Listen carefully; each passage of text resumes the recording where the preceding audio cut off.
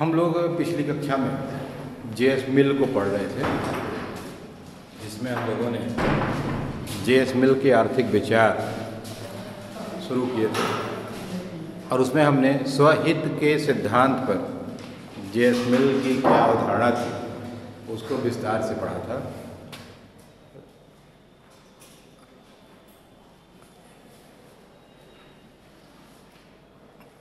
दूसरा, जेएस मिल के आर्थिक विचार में सबसे महत्वपूर्ण जो बिंदु है वह स्वतंत्र प्रतियोगिता का सिद्धांत है। हम लोगों ने देखा है कि प्रतिष्ठित अर्थशास्त्र में मार्केट इकॉनमी की व्याख्या है।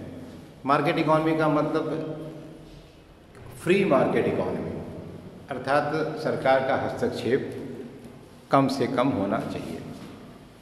और इस बात का समाजवादियों ने विरोध किया। उन्होंने कहा कि बाजार अर्थव्यवस्था में या पूंजीवाद में वो निजी स्वामित्व के अंतर्गत शोषण की प्रवृत्ति अधिक होती है, उसमें मजदूर वर्ग का नुकसान होता है। तो यहाँ मिल ने स्वतंत्र प्रतियोगिता और मिल प्रतिष्ठित अर्थशास्त्रियों का समर्थक रहा है, तो जाहिर सी बात है कि वो स्वतंत्र प्रतियोगिता का भी समर्थक रहा होगा। लेकिन मिल के संदर्भ में ये कहा जाता है कि समाजवादियों के विरोध से वो सहमत नहीं था। समाजवादी जो स्वतंत्र प्रतियोगिता का विरोध करते थे उससे सहमत नहीं था। वो स्वतंत्र प्रतियोगिता तथा आवश्यकता पड़ने पर हस्तक्षेप का समर्थक था। यानी अब कह सकते हो कि बहुत उदारवादी समाजवादी था। कैसा समाजवादी था? उदारवादी था। जैसे वो ये एक तरह से लोकतांत्रिक समाजवाद का समर्थक था। हाँ, लोकतांत्रिक समाजवाद का मतलब कि वो समाजवाद चाहता तो है, वो ये चाहता है कि शोषण ना हो, लेकिन वो यह भी जानता है कि ज़्यादा अगर प्रतियोगिता रहेगी तो यह अर्थव्यवस्था के लिए अच्छी बात है, यह बुरी बात नहीं है। वास्तव में जो बुराइयां हैं वह अपूर्ण प्रतियोगिता की वजह से हैं, पूर्ण प्रतियोगिता की वजह से नहीं है। तो इसलिए मिल ने ये साफ साफ कहा कि जो बुराई आप देख रहे हैं वो प्रतियोगिता के कारण नहीं है, बल्कि अपूर्ण प्रतियोगिता के कारण है। वास्तव में इम्परफेक्ट कंपटीशन है, इसलिए बाजार में आपको बुराई दिखती है। अपूर्ण प्रतियोगिता है इसलिए शोषण दिखाई पड़ता है।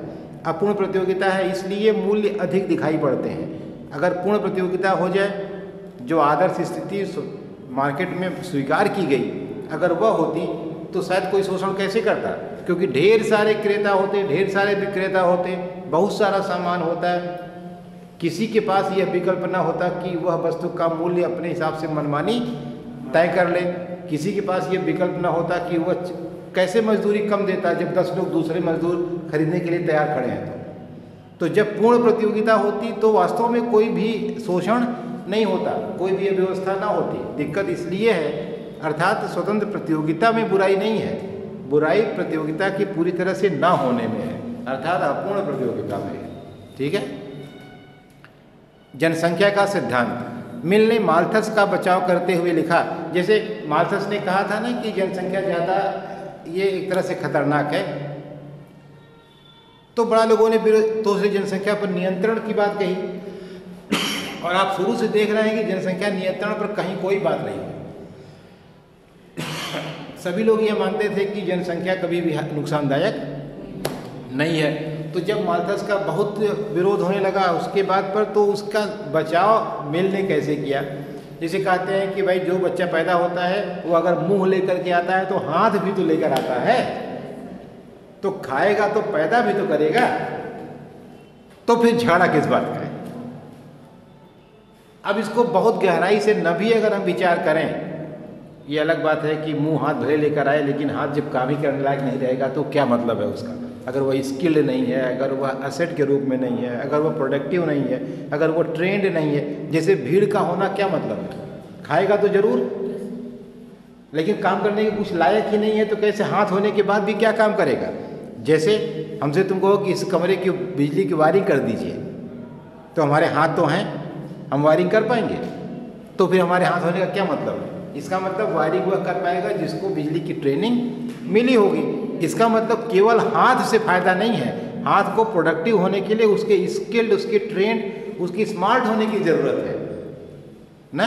तो खैर ये तो मान लो बात की बात है, लेकिन हम शुरू में ही अगर उस बात की व्याख्या करें कि अगर अब मुंह लेकर पैदा होता है तो हाथ लेकर पैदा होता है, तो मिल ने बहुत बढ़िया बात कही कि नए मुंह और नए हाथ, पुराने मुंह और पुराने हाथ में अगर तुलना की जाएगी तो नया मुंह खाएगा तो पूरा पूरा, लेकिन नया हाथ पैदा कुछ नहीं करेगा। पैदा होते ही कोई पैदा करेगा क्या? भले हाथ है उसके पास, लेकिन 18, 20, 25 साल तक तो बैठ कर ही नहीं खाएगा भाई, और खाएगा बड़े लोगों की तरह से, बल्कि ज़्यादा खाते हैं बच्चे, दिन भर में 5-6 बार खाते हैं। तो बच्चा खाएगा तो मिल ने कहा कि जो नया मुंह है वो खाएगा तो पुराने मुंह के जितना ही, लेकिन नया हाथ पुराने हाथ जितना काम नहीं करेगा। तो इसने एक तरह से उसका बचाव कर दिया माल्थस का। ने कहा भाई इतना ज़्यादा मत उसको बुरा भला कहो, उसने बुरी बात नहीं कही, अगर जनसंख्या नियंत्रण की बात कही तो ठीक ही है, थोड़ा संभाल कर रहे तो ज़्यादा अच्छा है ना। तो ये जनसंख्या पर उसका विचार था। वह जनसंख्या नियंत्रण के लिए सरकारी हस्तक्षेप को उचित बताता था। जैसे अगर जनसंख्या के नियंत्रण के लिए सरकार कोई प्रयास करती है, या सरकार कोई, जैसे अभी किसी राज्य स्टेट ने कर दिया कि अगर 2 बच्चे से ज़्यादा आपके होंगे तो आपको सामाजिक सुविधाओं का लाभ नहीं मिलेगा। बुरी बात नहीं है, जैसे कि ठीक है अगर आप अपने से, ये बहुत सारे ऐसे निर्णय हैं जिन्हें आपको खुद लेना चाहिए। जैसे एक बहुत सामान्य सी बात तुमको बताएं, बिल्कुल एकदम ही इसको तुम समझ लो कि व्यक्तिगत स्तर की बात है कि किसी भी कोई व्यक्ति मान लो गरीब है, थोड़ी देर के लिए मान लो गरीब है, जो गरीब है या जिसके पास सुविधाएं नहीं है, जिसको अवसर उपलब्ध नहीं है, उस किसी भी व्यक्ति को जो अपने खुद अपनी बेसिक सुविधाएं नहीं पूरी कर पा रहा है, उसे किसी भी बच्चे को पैदा करके उन सारी आज की सुविधाओं से वंचित रहने का अधिकार नहीं होना चाहिए। ये इसमें कोई बहुत बड़ा आदर्श नहीं है। जैसे हम खुद ही नहीं खा पी पा रहे हैं तो हमने 4-5 बच्चे भी पैदा कर दिए, तो अब वो हम उनके साथ एक तरह से देखा जाए तो मानवीय अधिकारों का हनन कर रहे हैं। जैसे ह्यूमन राइट्स क्या है? ह्यूमन राइट्स की परिभाषा है कि एक आदमी का जो अधिकार है वही सबका अधिकार है। मानवाधिकार किसे कहते हैं? एक व्यक्ति का जो अधिकार है वही सबका अधिकार है। अगर मुझे अधिकार है बढ़िया पहनने का, मुझे अगर अधिकार है बढ़िया खाने का, तो हमारे जितने लोग हैं सबको अधिकार होना चाहिए ना। तो उसको, जैसे किसी छोटे बच्चे को जो पैदा होते ही उसे क्या पता है कि गरीबी क्या होती है, उसे क्या पता है कि सुविधाएं क्या होती हैं? ये तो मेरी जिम्मेदारी है गार्जियन के रूप में ना। तो उसे अच्छा स्कूल मिले, अच्छी पढ़ाई मिले, अच्छा खाना मिले, अच्छा कपड़ा मिले, अच्छा अवसर मिले, अच्छा उसे सम्मान मिले, यह तो सुनिश्चित करना किसकी जिम्मेदारी है? शुरू में तो हमारी जिम्मेदारी है ना, जब तक वो बच्चा है। तो अगर हम नहीं दे पाते हैं ये सब, तो हमको अनायास जनसंख्या बढ़ाने का अधिकार नहीं होना चाहिए। इसमें कोई राजनीति करने की ज़रूरत नहीं है। इसमें कोई धर्म, कोई जाति, कोई संप्रदाय के नाम पर कुछ भी बहस करने की ज़रूरत नहीं। सिर्फ एक लाइन की बात है कि आप नहीं अफोर्ड कर सकते तो आपको उस बच्चे के बेसिक अधिकारों को हनन करने का कोई अधिकार आपको नहीं है, क्योंकि भाई वो तो परेशान होगा ना, जब होगा तो उसकी क्या गलती है। तो इसलिए जनसंख्या का नियंत्रण इसने एक तरह से उचित ठहराया। मांग और पूर्ति का नियम। मिल ने साम्य की अवधारणा मांग और पूर्ति को जन्म दिया, अर्थ जगत में सामान्य मूल्य को जन्म दिया, जिसे आगे मार्शल ने बढ़ाया। स्वतंत्र प्रतियोगिता में मूल्य लागत के बराबर होता है। उसने बाजार मूल्य और सामान्य मूल्य का भी वर्गीकरण किया। जो जितना भी हम लोग मूल्य के बारे में आज पढ़ते हैं, जिसको मार्शल ने साइंटिफिकली इस्टेब्लिश किया प्रिंसिपल्स ऑफ इकोनॉमिक्स में, उसका पूरा आधार अगर आप देखें तो मिल ने तैयार कर रखा था। मिल ने, ये हो सकता है कि ये भी दुर्भाग्य ही है कि मिल के नाम से कोई बहुत ही विशेष के सिद्धांत का नाम नहीं जुड़ता है। जैसे हम रिकार्डो को कहते हैं कि लगान का सिद्धांत है, एडम स्मिथ के साथ भी हम उद्योगों द्वारा अर्थशास्त्र का जनक ही मान लेते हैं। मार्शल के साथ बहुत सारे सिद्धांतों का नाम जुड़ जाता है। माल्थस के साथ हम जनसंख्या सिद्धांत का नाम जोड़ देते हैं। लेकिन मिल के साथ उसने बहुत अच्छे सिद्धांतों में परिमार्जन किया, संशोधन किया, उनको आगे बढ़ाया, लेकिन उसके नाम से कोई सिद्धांत जाना नहीं जाता है। ये उसका दुर्भाग्य ही है एक तरह से देखा जाए तो। ठीक है,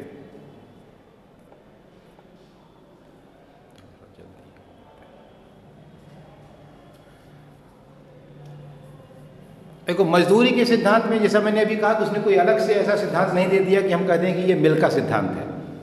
मजदूरी के सिद्धांत में जो प्रतिष्ठित अर्थशास्त्रियों ने मजदूरी का सिद्धांत दिया था, जीवन निर्वाह का सिद्धांत और मजदूरी कोष का सिद्धांत, उसने उन्हीं का समर्थन कर दिया कि ये सिद्धांत कैसे ठीक है। और इसके बाद लगान का सिद्धांत, रिकार्डो के लगान सिद्धांत को ज्यों का त्यों लागू किया, इसे श्रम और प्रबंध पर भी लागू कर दिया। सिर्फ उसने इतना किया कि हालांकि आज आधुनिक सिद्धांत तो ये कहता है कि लगान सबको मिलता है जिसकी सप्लाई सीमित होती है। यही आपने पढ़ा है ना कि लगान भूमि का नहीं बल्कि भूमि तत्व का पुरस्कार है, और भूमि तत्व हम किसे कहते हैं? सीमितता को, स्कैरसिटी को। तो जो भी फैक्टर है प्रोडक्शन इस सप्लाई में स्कैर्स है वह लगान प्राप्त करेगा। इससे मतलब नहीं है कि वह भूमि है, श्रम है, पूंजी है, चाहे जो है। तो इसको मिल ने पहले ही कर दिया था कि उसने लगान को एक्सटेंड करके भूमि से श्रम और प्रबंध पर भी लागू कर दिया था, उसे भी लगान प्राप्त होता है।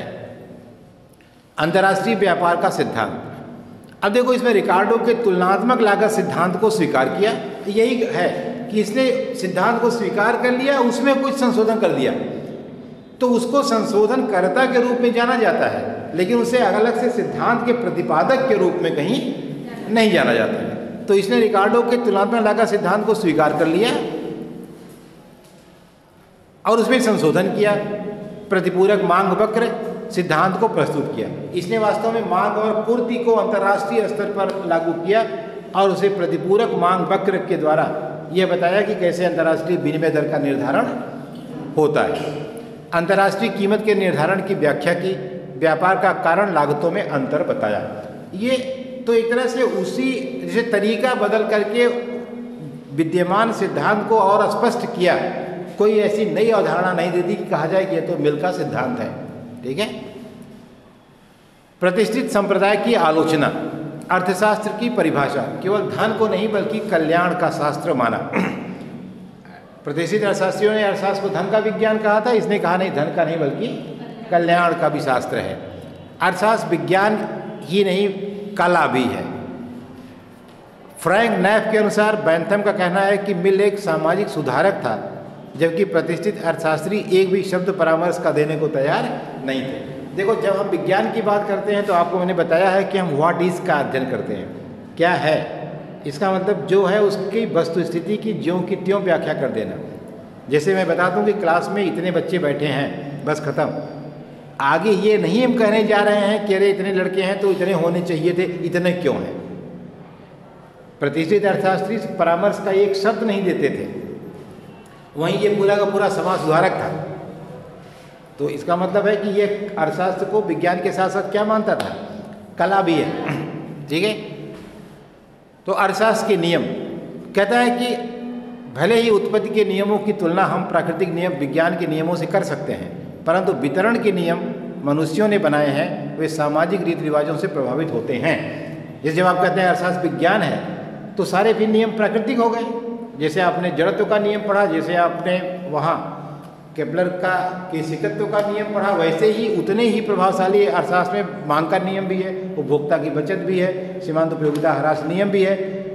लेकिन इसने कहा कि उत्पादन के नियम हो सकता है प्राकृतिक नियमों के अनुरूप हो सकते हैं, लेकिन वितरण, अब वितरण में जो दूसरा मुद्दा सबसे महत्वपूर्ण होता है, वितरण में कितना दिया जाए, उसमें भी कहीं न कहीं जस्टिस इन्वॉल्व है कि क्या जो दिया जा रहा है वह मात्रा उचित है, पर्याप्त है, और यह देने वाले के ऊपर भी निर्भर कर सकता है। जैसे मैंने आपको एक दिन कहा था, दो मालिक अगर किसी कंपनी के हैं, एक मालिक थोड़ा ज़्यादा कंजूस है तो दिवाली का बोनस जिंदाबाद मुर्दा करने के बाद भी नहीं देता है, दूसरा थोड़ा ज़्यादा सहृदय है, ज़्यादा मजदूरों के बारे में सोचने वाला है, ज़्यादा पॉजिटिव एटीट्यूड का है कि यार सब अपना पाए रहेंगे बोनस वोनस तो अच्छे से काम करेंगे, कौन जिंदाबाद मुर्दाबाद कराए, पहले से ही दे दो उनको। तो इसका मतलब कि वितरण पर प्रभाव पड़ा ना इंसान के स्वभाव का, व्यवहार का।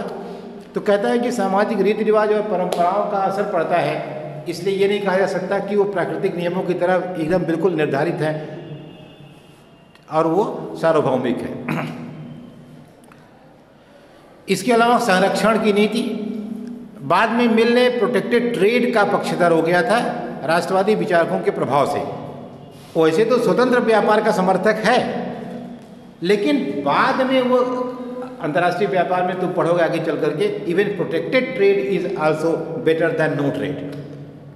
वैसे तो स्वतंत्र व्यापार न होने से अच्छा होता है, इसमें कोई दोहरा नहीं, लेकिन अगर संरक्षित व्यापार भी होता है तब भी व्यापार न होने से अच्छा होता है।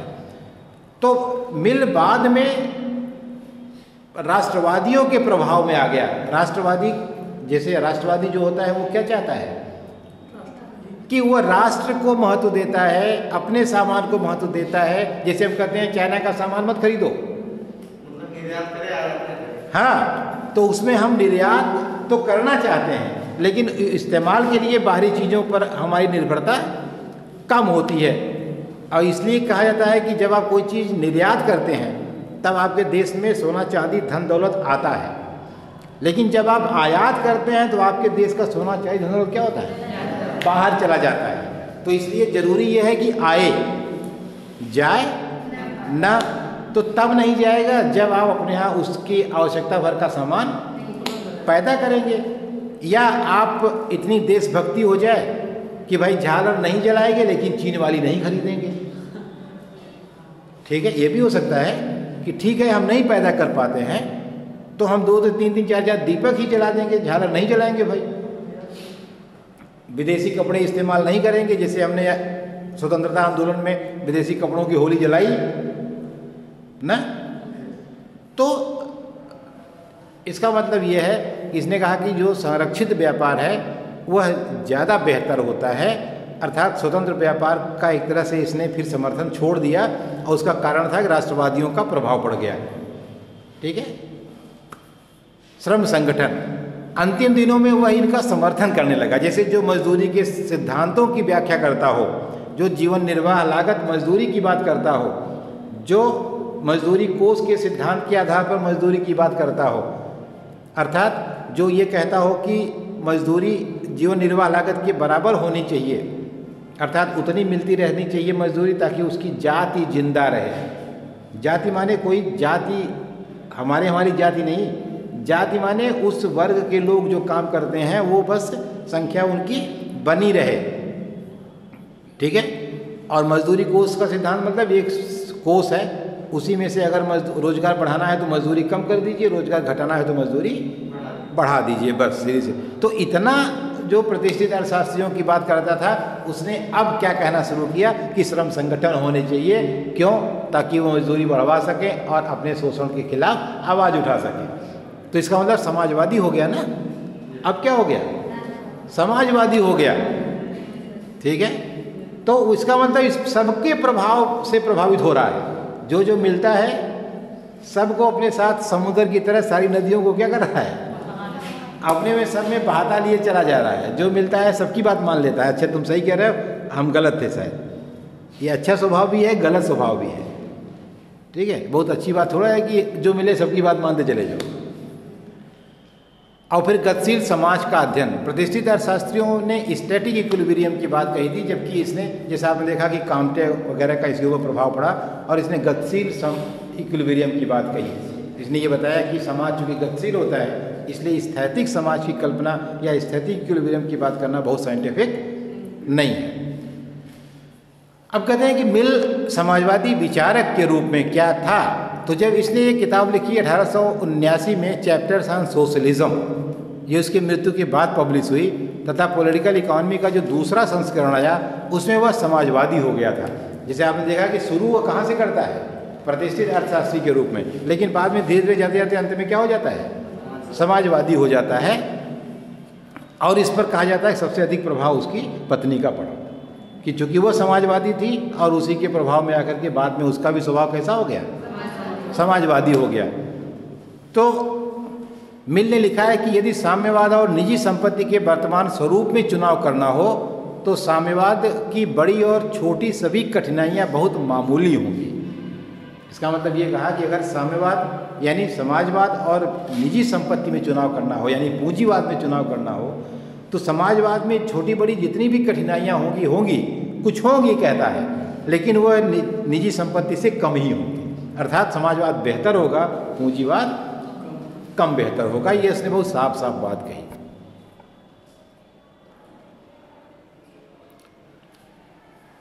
मजदूरी प्रथा की समाप्ति, योजना और सहकारी संस्थाओं की स्थापना। अब देखो ये पूरा एक तरह से कंप्लीट समाजवादी हो गया। उसने कहा कि ये जो लोग मजदूरी पर रखते हैं और काम कराते हैं, ये प्रथा ही नहीं होनी चाहिए मालिक मजदूर वाली। एक सामूहिक संस्था होनी चाहिए जो मजदूर मिलकर के बनाएं और वही सब काम करें और वही सब अपना अपना हिस्सा क्या करें, बांट लें। इसका मतलब कोई न मजदूर रहे न कोई मालिक रहे। तो मजदूरी की प्रथा ही समाप्त हो जाए और सहकारी संस्थाएं बन जाएं, कोऑपरेटिव सोसाइटी जिनको आप कहते हैं। पहले आप देते हैं होती ना कोऑपरेटिव सोसाइटी होती है, कुछ लोग मिल करके अपने लिए खुद काम करते हैं उसमें, ठीक है। तो ये एक तरह से बिल्कुल ही समाजवादी हो गया, एकदम कंप्लीट। तो उसने कहा पूंजीपति के स्थान पर उत्पादकों की सहकारी समिति बनाने तथा श्रमिकों की ऐसी संस्था का पक्षधर था जिसके कर्ता धर्ता श्रमिक ही हों। अर्थात मालिक मजदूर दोनों कौन हो, एक ही हो, ऐसा ग्रुप हो। लगान का सामाजिकरण, लगान पर कर लगाकर लगान के कारण उत्पन्न आर्थिक असमानता को दूर किया जा सकता है। ऐसा क्या है कि लगान उनको मिलता है जो भूमि के स्वामी हैं। इसका मतलब एक वर्ग को सिर्फ भूमि का स्वामी होने का लाभ मिलता है और एक वर्कर वर्ग है, तो दूरी बढ़ती चली जाएगी। तो कह रहा है कि लगान जो लोग बहुत पा रहे हैं उन पर टैक्स लगाओ, उनका पैसा लेके किसको बांट दो, गरीबों पर या मजदूर वर्ग पर खर्च करो, ताकि उनके बीच का जो असमान वितरण है वो क्या हो, कम हो। सारा झगड़ा तो असमान वितरण का ही है देखा जाए तो, और उससे असमान वितरण से बहुत सारी समस्याएं उत्पन्न होती हैं, सामाजिक, आर्थिक, भावनात्मक, तमाम तरह की दिक्कत उत्पन्न होती है। उत्तराधिकार का नियम को समाप्त करने के पक्ष में था। जैसे ऐसा नहीं कि आपके पिताजी बहुत बड़ी संपत्ति के मालिक हैं तो सारी संपत्ति आपको भी मिल जाए, आप चाहे कितने ही नालायक और कितने ही अक्षम, कितने ही अयोग्य क्यों ना हो। कहता है एक सीमा तक आपको मिलना चाहिए, लेकिन बाकी सारा आपको मिलना इसलिए नहीं मिल जाना चाहिए कि आप उनके बच्चे हैं, इसलिए मिलना चाहिए कि आप उसको डिजर्व करते हैं, ठीक है। तो कहता है कि ये जो उत्तराधिकार का नियम है, एक सीमा तक ही व्यक्तिगत संपत्ति का समर्थक था। मतलब ये नहीं कि मनमानी संपत्ति आपको मुफ्त में मिल जाए, वो ठीक नहीं है। धन का समान वितरण, कहा था प्रगतिशील करारोपण के द्वारा अमीर आदमी पर ज़्यादा कर, गरीब आदमी पर कर लगा करके आय और धन के वितरण की असमानता को समाज में दूर करना चाहिए। ये सारे कॉन्सेप्ट उसके समाजवादियों जैसे हैं। यहाँ जब वो मजदूरों के लिए, गरीबों के लिए, कमजोर वर्ग के लिए उनकी वकालत करता है, तो इसका मतलब किसकी बात करता है, वो समाजवाद की बात करता है, सबको बराबर करने की बात करता है। बराबर इन द सेंस, मैंने एक दिन आपको बताया था कि इक्वल करने की बात नहीं करता है, इक्विटी की बात करता है। बराबरी का मतलब जो जिस लायक है उसको वैसा सम्मान मिलना चाहिए। बराबरी का मतलब ये नहीं कि सबको एक तरह सम्मान दे दो। बराबरी का मतलब होता है जो जिसके लायक हो उसको वैसा सम्मान मिलना चाहिए।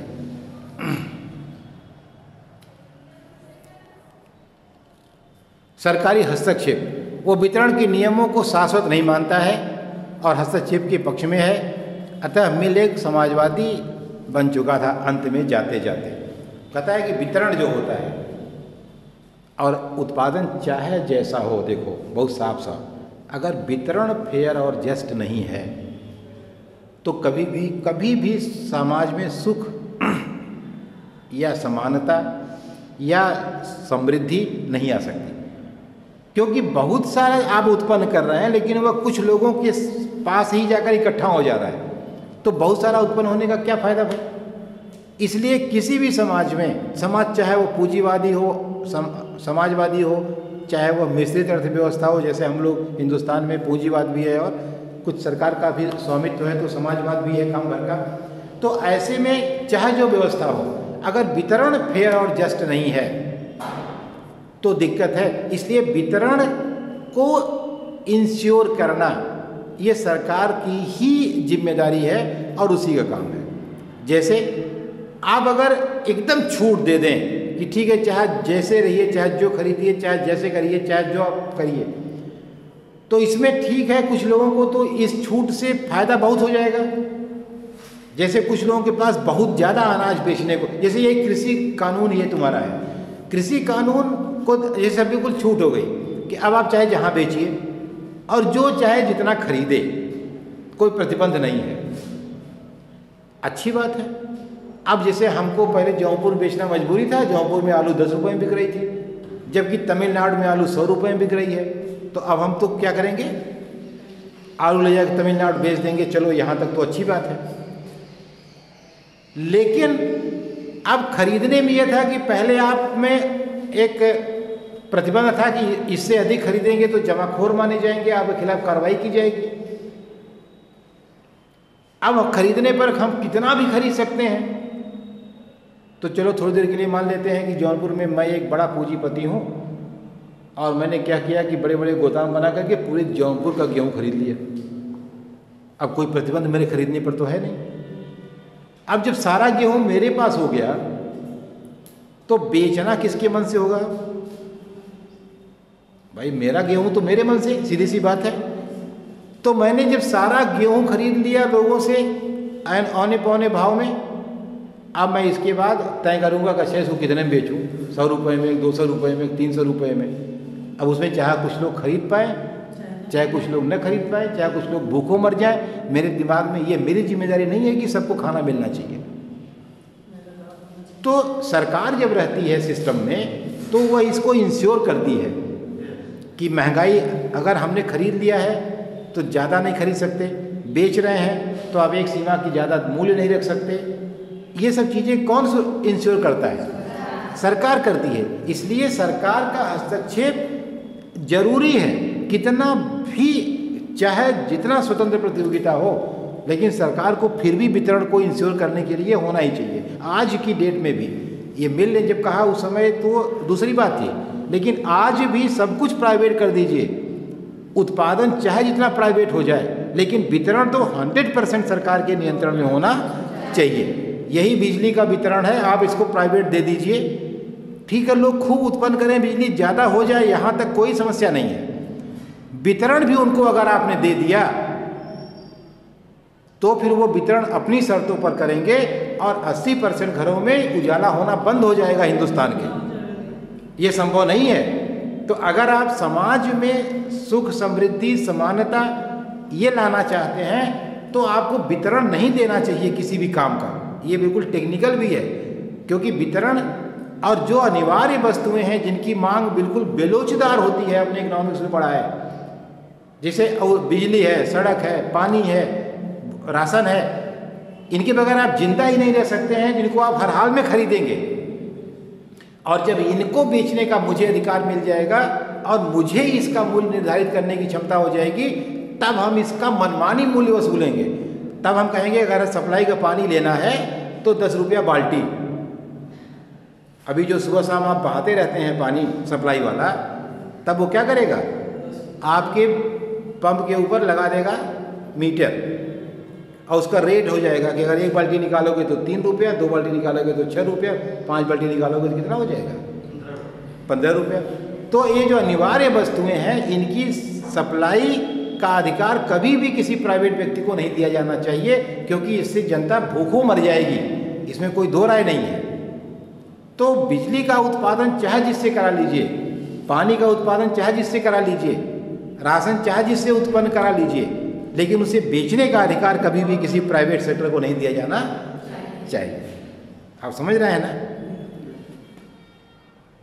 तो ये समाजवादी विचार उसके जो थे वो स्वतंत्र व्यापार का समर्थक है, स्वतंत्र प्रतियोगिता का समर्थक है, पूंजीवाद का भी एक सीमा तक समर्थक है, लेकिन सरकार के अस्तित्व को नकारने को तैयार नहीं है। और बात भी सही है, बिना सरकार के वो किसी का भी अधिकार सुरक्षित नहीं है। ठीक है। मूल्यांकन, अर्थशास्त्र के अलावा उसका योगदान दर्शन शास्त्र, समाज शास्त्र, नीति शास्त्र, राजनीति शास्त्र में भी है। जैसा आपने देखा कि वो इतना ज़्यादा डाइवर्स टैलेंट का आदमी था, 3 साल में क्या सीख गया, 8 साल में क्या सीख गया, 12-13 साल में अर्थशास्त्र, इतिहास, दर्शन सब पढ़ गया। तो जाहिर सी बात है कि उसकी इतना योग्य था कि वो इकोनॉमिक्स के साथ साथ फिलॉसफी में, नीति शास्त्र में, राजनीति शास्त्र में, सब में उसकी दखल थी और उसने सब में योगदान दिया। ठीक है।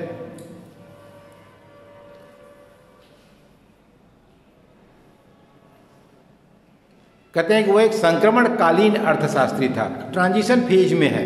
क्यों? वो पहले प्रतिष्ठित अर्थशास्त्रियों का सारांश प्रस्तुत करता है, इसके अलावा वह आने वाले लोगों के लिए वो फाउंडेशन तैयार करता है। क्या करता है? एक आधार भी तैयार करता है, ठीक है, या उनके लिए वातावरण तैयार करता है, कुछ भी आप कह सकते हैं। ये अर्थ मिल का योगदान जो है अर्थशास्त्र का संशोधक है।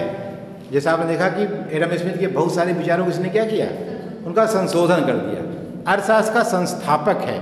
एक जो साइंटिफिक अर्थशास्त्र है उसको इसने इस्टेब्लिश भी किया। जीडरिच ने कहा ये, इसके अलावा ये समन्वयवादी दृष्टिकोण है। एडम स्मिथ एवं बैंथम तथा काम्टे और साइमन, एडम स्मिथ और बैंथम को लेकर के उनके विचारों की भी व्याख्या करता है, साइमन और काम्टे को मिलाकर के समाजवाद को भी शामिल करता है, तो दोनों को मिला करके उनकी व्याख्या करता है, यानी समन्वय स्थापित करता है, उनमें कोऑर्डिनेशन इस्टेब्लिश करता है दोनों में। अर्थशास्त्र की सरल व्याख्या करता है। स्मिथ और रिकार्डो की तुलना में इसने जनसंख्या सिद्धांत, मजदूरी का सिद्धांत, लगान का सिद्धांत, मूल्य का सिद्धांत आदि की अधिक सरल व्याख्या की। इन लोगों ने इन सिद्धांतों की व्याख्या की, इसने सिद्धांत नहीं दिया, लेकिन उसको ज़्यादा आसानी से, ज़्यादा स्पष्ट ढंग से जनता तक पहुंचाने का प्रयास किया। अब इसकी आलोचना की जाती है कि सीमांत विश्लेषण की अपूर्ण व्याख्या, अर्थशास्त्र को सामाजिक अर्थशास्त्र बनाने की असफल चेष्टा की।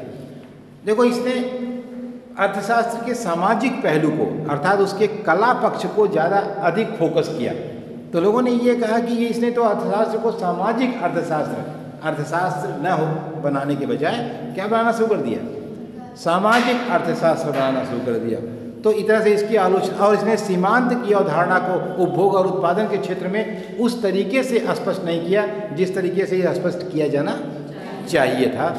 इसके अलावा इसका कोई अनुयायी नहीं है कि भाई ये कौन सी आलोचना है, नहीं कोई अनुयायी है तो हम क्या करें। जैसे कोई हमारी बात का समर्थन करके आगे नहीं बढ़ा रहा है मान लीजिए, और अनुयायी ज़्यादातर लोगों के उनके होते हैं जो थोड़ा सा छल कपट करने वाले लोग होते हैं, समझाने बुझाने वाले होते हैं। सीधा साधा आदमी है, अपना काम किया चला गया, तो कोई क्यों उसको फॉलो करेगा भाई। तो इस बेचारे का कोई अनुयायी नहीं है, इसलिए कहा जाता है कि यह इसकी असफलता है, यह इसकी आलोचना के रूप में देखा जाता है। इसके विचारों में विरोधाभास, ये बात तो सही है, इसको आप कहने के लिए विरोधाभास भी कह सकते हैं या उसे प्रगतिशील भी कह सकते हैं। जैसे आपकी सोच होगी वैसा आपको दिखाई पड़ेगा। आप ये भी कह सकते हैं कि जैसा जैसा समय आया वैसे वैसे बदलता चला गया, तो ये तो प्रगतिशील होने का लक्षण है। यह भी कह सकते हैं कि कैसा आदमी है, कुछ दिन कहता है प्रतिष्ठित अर्थशास्त्र ठीक है, कुछ दिन कहता है कि समाजवादी ठीक है। इसका मतलब ये खुद ही अपने में स्पष्ट नहीं है, हटाओ छोड़ो, इसकी बात सुनने की ज़रूरत नहीं। तो कहते हैं कि कोई व्यक्ति कैसा है ये डिपेंड करता है कि आपका माइंडसेट कैसा है, आप कैसे उसको लेते हैं। जैसे कहते हो कि गिलास में पानी भरा हुआ है, आधा है, पूछो कितना पानी है, एक आदमी कहेगा कि आधा भरा है, एक आदमी कहेगा आधा खाली है। बात तो दोनों की सही है, इसमें कोई दो राय नहीं है, लेकिन माइंडसेट का डिफरेंस है। जो कहता है कि खाली है उसे कोई चीज़ अच्छी दिखती ही नहीं है, वो हर चीज़ खराब ही देखता है, तभी उसको खाली दिख रही है। और जो आदमी कह रहा है आधा भरा है, इसका मतलब उसे कुछ कमी किसी में नहीं दिखती है, सब में अच्छा देखता है, तो उसको कैसा दिख रहा है, भरा दिख रहा है। तो एक ही काम करने का भाव कैसा है। कहते हैं कि दो लोग एक मंदिर में काम कर रहे थे, मंदिर निर्माण हो रहा था, जैसे राम जी का मंदिर इस समय बन रहा है, दो लोग काम कर रहे हो उसमें। रास्ते से उनका एक मित्र गुजरा, पूछा अरे भाई क्या कर रहे हो। तो एक आदमी ने कहा अरे क्या कर रहे हैं, पता नहीं किस जन्म के पाप हैं उसको भुगत रहे हैं, यही धूप में ईंट गारा मिट्टी इसी में ज़िंदगी जा रही है।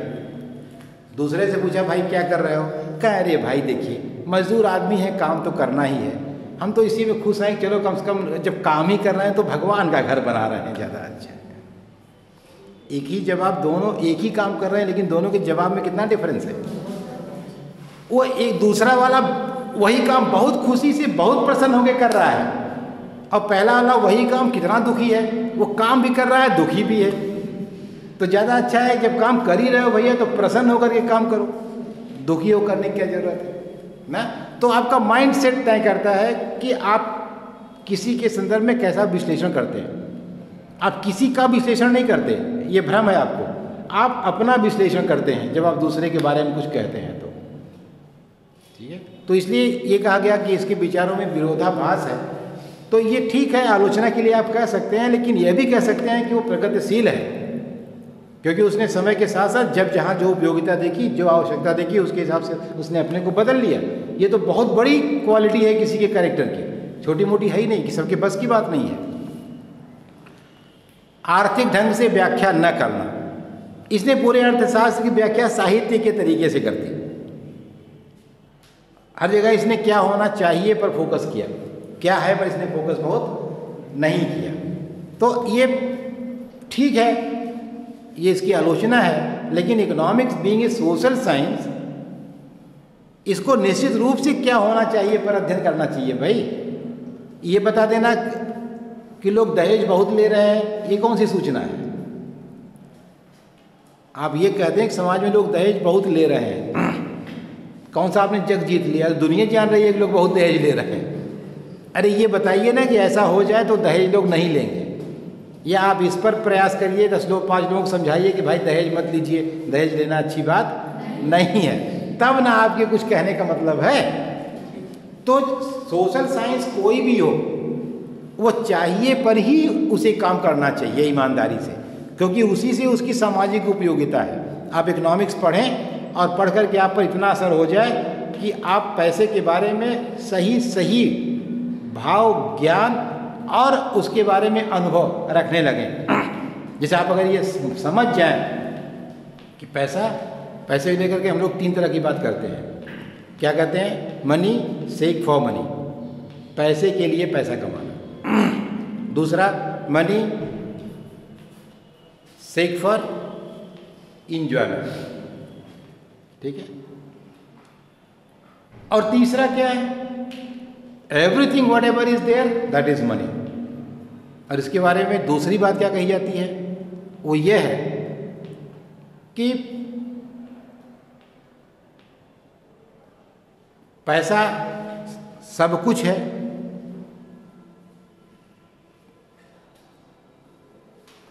पैसा कुछ नहीं है।